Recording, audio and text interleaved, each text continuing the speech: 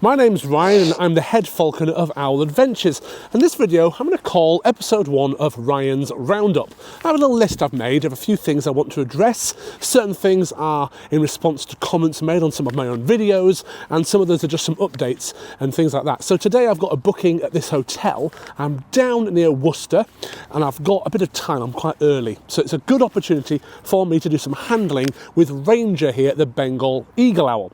He's about 6 months old now, and if you look back at the channel you'll have seen videos early this year where I am handling him and hand rearing him from about 10 days old onwards, so fully hand reared by me. As you can see, nice and tame. But I also did a video not too long ago called I made a mistake with my Bengal eagle owl, or words to that effect, and I showed a clip on there of basically him not flying in a show, and mentioned that maybe part of that was because I didn't give him the right kind of hand rearing. He was doing too much indoor stuff, you know, care homes and schools and that type of thing, and not enough outdoor stuff where he gets to look around and absorb the crows and the pigeon and the fun-looking squirrels and all that kind of thing.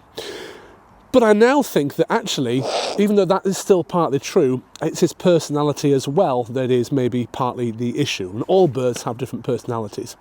And I've got him on the hand today because I'm going to feed him on the glove shortly. And this is my first point I put here, feeding on the glove, because I did a video about 2 months ago and I called it the benefits of feeding on the glove. And I got loads of interesting comments on there. In fact, it got a little bit too heated really, and I actually deleted the video. Not because I am susceptible to trolls or anything like that, and no one was trolling me, no one was being unkind or anything like that. They were just disagreeing, and that's fine. I love that kind of discussion. But it was very heavily weighted on the side of, you know, you're missing something here. And I thought, rather than leave that video up, it'd be better to do some further research and reproduce the same video again in the near future. But the first thing I want to say about that video is I was talking about if you feed a bird on the glove, which I'll do now with Ranger here. I've got some cockerel chicks here. I'm actually going to give him a full body here. There you go. The yolk is still in that one. Okay. Oh, thank you. It's leaking on me. And when it comes to egg yolk, we do feed them yolk sometimes, and we do yolk quite a bit as well. And he hasn't had any yolk in a couple of days, so I'm letting him have a bit of yolk there now, if you're interested. I'm watching him as I'm feeding him on the glove here. Notice his ear tufts are down a little bit. He's eating the food, he'll gulp it down, but see how he's looking around as well. He's thinking, oh, is there any danger here? Because when a bird of prey catches prey, the first thing it does is have a look around. Did anything see me eat that? No, you can't eat it on the floor. I want you to eat it on my hand, thank you. You're blowing my paperwork about. Put that in my pocket. Notice he's not eaten it yet because he is concerned about the area. So for him, to get him more manned up, as it were, and trained better so we can fly him outdoors, is to feed him on the glove outdoors, essentially. And that's the right thing for him. But a lot of the comments I was getting, go on, you can have it. A lot of the comments I was getting was saying if you feed a bird on the glove, it's going to associate your hand with food all the time and become quite aggressive and bite the hand and attack it and things like that. Now, there is a difference, of course, between hunting birds of prey, so hunting with hawks and eagles and things like that, and the sort of display work I do with owls and hawks and other birds of prey. We have got very tame birds that we need to keep nice and tame, and we need to vary their lives. See, you're just dropping it again. Interesting. We need to vary their lives so that they are experiencing different things. This is important for their enrichment, and we really do want to fly our birds free. And as I mentioned in the video that I did a few weeks ago about this particular bird and the mistake I think I made, I said, look, if we don't get him right, we'll move him on to the right kind of environment. Maybe a bird of prey centre that needs a good owl for an aviary, and they'll get it out and fly it in the arena they've got there, or something like that. I did that once with a great grey owl. It wasn't particularly good in outdoor venues or different outdoor venues, but in the venues it knew well, like the woodland headquarters we had at the time, it flew magnificently. And he actually went over to Sion Hill Bird of Prey Centre near Thirsk, and I believe they've got him flying now with a female who's in the same aviary with him, so flying 2 great greys together, which is fantastic. Not interested? Right, we'll put it down for now then. So when it comes to feeding on the glove, my experience is it's better to feed them on the glove, but other experiences for other people may be different. And like I say, I'm going to look into that a bit more. Maybe it's a bit more of a British thing, that we just feed them on the glove more. Maybe it's probably is more display work that kind of suits. And that's kind of it, really. Just checking my microphone was on there for a second, and it was. So, a bit of yolk on your face, you're still not eating it. And he is at flying weight. It's not like he's at fat weight and he doesn't want to eat anything that much. He is actually at flying weight. In his aviary, he's flying beautifully. When it comes to the handling side, it's been fantastic. I've just done a few days with him, actually. Took him to a care home. Brilliant handling, very calm. I took him to a college where I'd done a presentation and a talk and a bit of indoor flying. And then I let them hold a few birds at the end for the students, and this one was one of them.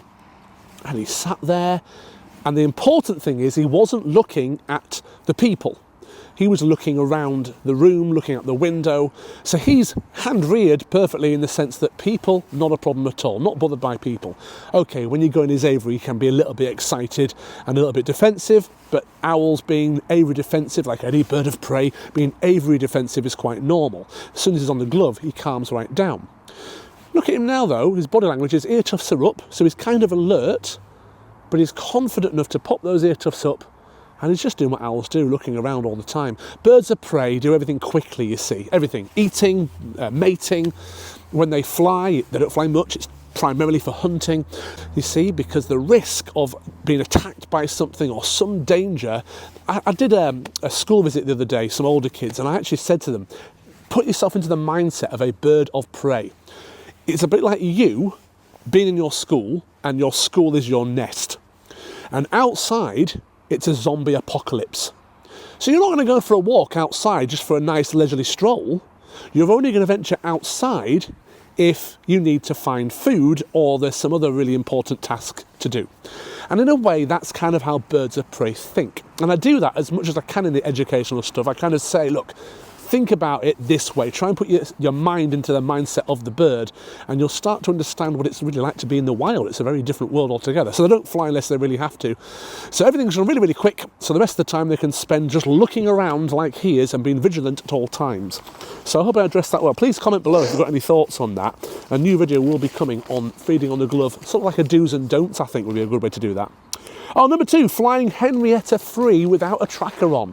Now, I'm going to do some videos soon as well on mistakes I've made when I was younger. And one of those was flying birds of prey without any telemetry, you know, many years ago. And this is because my original mentor didn't use it on anything but the falcon. And I learnt, you know, later on in life that it's... Well, I started using a transmitter on a falcon, then I went on to other birds of prey, and now I fly everything with a transmitter on. Even if you've got a really good bird that never flies off anywhere, I always say at least put the transmitter on. But I did a video just this week called Flying Henry Free with No Tracker, or something like that. Flying an eagle owl free with no tracker. And I've only had one comment so far from someone saying, no, never chance it, always put a tracker on. I'll see what else comes in. If anyone's commenting on that, no, use a tracker just in case no matter what, they're kind of missing the point. Henrietta is now 22 years old, nearly 23 years old. They almost never live that long in the wild, simply because even if they are lucky enough to escape poisoning rats, vehicles hitting them, other predators, loss of habitat, lack of food, whatever it might be that killed them off earlier, they're still going to get to a point where they're getting a bit slower. Now, Henrietta at the minute doesn't just not fly into a tree. I don't think she can fly into a tree. We've really tried. We've actually had to go at casting her up, and she just flies a little bit and lands on the floor or a nearby fence or something. So to lose Henrietta would be really, really difficult. In fact, actually, I wouldn't say impossible, of course, but it's one of those things like you could try to lose her and you won't. And that's maybe something I didn't put across in the video quite enough, that it's not just, oh, I'm taking a little bit of a risk here. She literally just runs around now, and actually most of the year she's just doing indoor stuff anyway. Anyway, so indoor flying, or running around, again, it's the private bookings, all the care homes and things like that, and she's fantastic for that. And in fact, we don't have to have her at flying weight for that. We can have her at a semi-fat weight and just still do a bit of walking around. enough to kind of please everyone. So we're not having to worry about her weight too much. We'll still weigh her regularly, of course, but we're not kind of stressing too much. And of course, a big owl like that can rise and gain her weight quite a bit without there being really an issue. So, you know, I'm not going to not put a transmitter on a bird because it's kind of like, well, it doesn't really go in trees, it should be all right. Even if Henrietta made it up a tree, she isn't going to go anywhere. She'll sit there for 10 minutes and probably just fly back down to the ground again. But, as I say, she isn't going anywhere, and it just makes life a bit easier. So if we're doing a flying show, we've got one transmitter. We can have a barn owl, put it on the barn owl first. We can then fly, or rather run, Henrietta the eagle owl with no transmitter, and the assistant can then put that transmitter on the next bird, which is typically a Harris hawk or something. Yes, has got its benefits not putting a transmitter on. Number 3, I want to talk a little bit about time management and cash flow of the business. You know, in these videos I don't talk very much about the pressures of running a business, and over the last few months the business has grown massively. For example, it was a few days ago, it was Monday the 4th of November. Now traditionally over the years it gets to November and it's the start of the quiet season for the falconer who does display work. You might have the odd school visit, you know, the odd booking during the week, but generally, you know, you're fairly quiet. On Monday, we had 8 bookings. A bunch of care homes, a bunch of school visits, there was a pest control site, there was a virtual one as well, so a Zoom call, which we got paid for, and that was on the Monday. So we are really, really busy. So we've got loads of invoices going out all the time, but of course not everybody pays straight away. But I have got to pay my staff, and essentially I'm coming from a point of view here of anyone who runs a business, especially if you've got 4 or 5 employees, the pressures you've got. And every single month, there's a point in the month, around the 20th of the month, roughly there, where everything big comes out at once. All the staff pay comes out. My own wage to pay my own rent and bills comes out. And we look at the bank account, you know, a few days before that date, and there's just not enough in there. And I start to get quite stressed, and I'm starting to panic a little bit. But then, almost miraculously, every single month this has happened, something just comes in. Someone will pay a couple of grand for that booking at Halloween, or someone will pay for a couple of weddings, or something will come in and we cover it. So I've relaxed a bit on that now. I'm not as stressed as I was, but I am growing a business with a vision at the end. And whenever it's difficult, I think of that end vision. The plans we have for next year are just incredible. I'm really excited about it. And I've got a lot of work to do, and I will do videos documenting it as well. I'll even do a video soon just announcing what the plans are for sort of next year. Towards the end of the video, I will tell you a few bits about what we're doing the next couple of months. But what we've really done is put our private bookings first now that it's cold and grey, like it is a bit today. Put my hat on, but today's an indoor wedding, so that's fine. There is an outdoor handling display running today in West Yorkshire. One of the staff are there. See how that goes. It's got a canopy and things, so hopefully it'll be okay. But really, we now push the indoor stuff a lot more. Absolutely loads of care homes all over the UK, lots of schools, and lots of other private bookings, kids' parties, all that kind of stuff. Right, so I'm going to go feeding you. Now that you've had a bit of time looking around, you might want to eat something. Here you go. Go on, it's yummy. Just gulp it down in one go. I'm just seeing if you don't catch it. There we go. Now you see, because he's been sat for a good 10 minutes or so, how long are we? 13 minutes in. Because he's sat for a while, he's had a chance to look around, absorb the area, he's had a good look and a listen, of course, great hearing, and he's thinking, this is okay, this is relaxed. There's just trees all around and there's a river behind me. Should we try another one? Okay. This one's actually got the head attached. There you go. Is one enough for now? All right, fair enough. Let's not overdo it. Okay, you're blowing off my paperwork again. That's called... you're right there. That's called baiting, by the way. You probably know it if you're a falconer. I'm just going to pick up my paperwork. I'm coming back. There we go. Okay. So, this one's great. I want to talk about stupid people. There's lots of them around, aren't there? You know, and yeah, sure, I've shown times in the past to being stupid, sure, but there are some people who really are ridiculous. I want to talk about haters, actually. We don't get very many. I have millions of people a year, literally millions of people a year, see my birds at flying shows and static displays and events and private bookings. It's an unbelievable amount of people. And per year, we probably only get 2, maybe, complainers, 2 people who...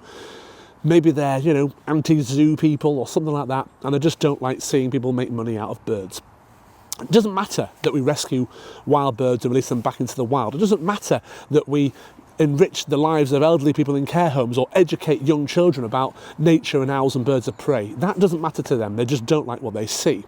And there was a lady who came up to me on a display I was doing back in August, and she said to me, "This is cruel, they're all nocturnal," or something like that. And I actually got my phone out and started filming. Now, there's two reasons why I'm not going to show the video, even though I'm sure you'd like to see it. One is that the filming isn't very good. The lady isn't that close to me, so you can't hear her that clearly. It's all a bit shaky. Two, her children are in it, and I don't want to include them. I've tried blocking them out, but they keep moving. And I thought, you know what, I'm just not going to show it. She said she didn't like the fact I was filming it. And what I've actually said to my team members, and I've got another training session coming up actually with the whole team, and I'm going to cover loads of things, and one of them is filming in public, the laws, the rules, the do's and don'ts.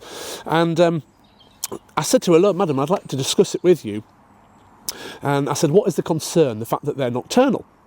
And she replied with, "No, the whole thing. They're tired, they can't fly, etc." So we explained that these birds will live 3 times longer than the ones in the wild would on average. They don't have to fight for every meal, that we fly them free. And then she started saying, "Yeah, well, you fly them free, they're trained to do that. It's not what happens in zoos." And I thought, don't quite know what the relevance of that is. So I said, "Do you agree with zoos?" She said, "No, I don't." I said, "Oh, okay. Do you mind dogs?" As in people keeping dogs on leads, etc. And that's when she decided that she'd had enough of the conversation.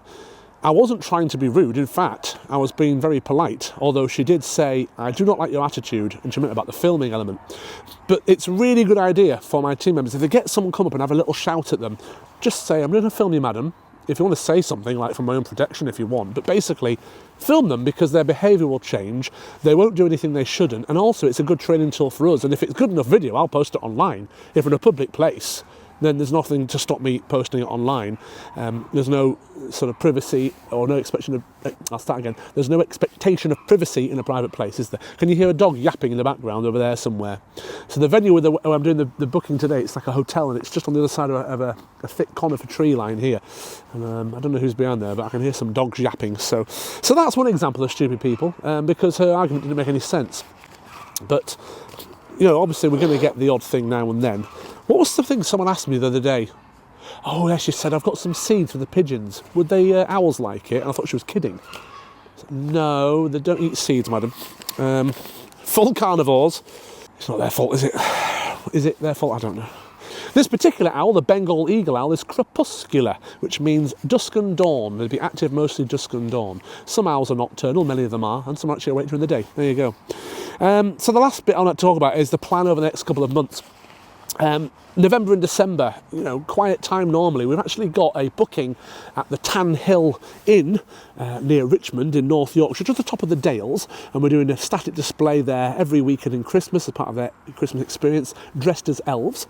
Oh, also, you're going to see from the beginning of December, we're going to put it on our Facebook page as well, just search Owl Adventures and follow us on there if you like. We're going to have an Advent video, sort of an owl fact every single day. Me dressed as an elf. It's worth watching for that reason alone. And another young lady, she's going to come and help me as well, and she's an elf too. And we're prepared the 24 questions in envelopes. I've not seen the questions, all about owls, so it will test my knowledge a little bit as well. I won't cheat, you know. Hopefully I can answer everything, because sometimes I surprise myself with how much information I know. So what we're going to do over the next couple of months is kind of continue the weeks. We're pretty much fully booked actually for the next few weeks. And if I can get another staff member, we can do a few more bookings, because we do have days where some of the birds are just sat in the aviaries doing nothing. And obviously we want them to have days off, but when you see an eagle having 3 days off in a row or something like that, you're like, you could have gone out today really and done something. So I'm going to try and fill those gaps in a little bit, and kind of, well, getting through winter is just paying the staff and paying the main costs of my wage, but actually we're growing the business and we're investing in various different things at the same time. So it's not really that simple, actually. Any questions, please do comment. I mean, if you're 20 minutes in and you're still watching, perhaps you're driving, you're listening to it or something, then please do look back and comment with any questions. I'd love to do a video on answering your questions, which could be falconry questions from falconers.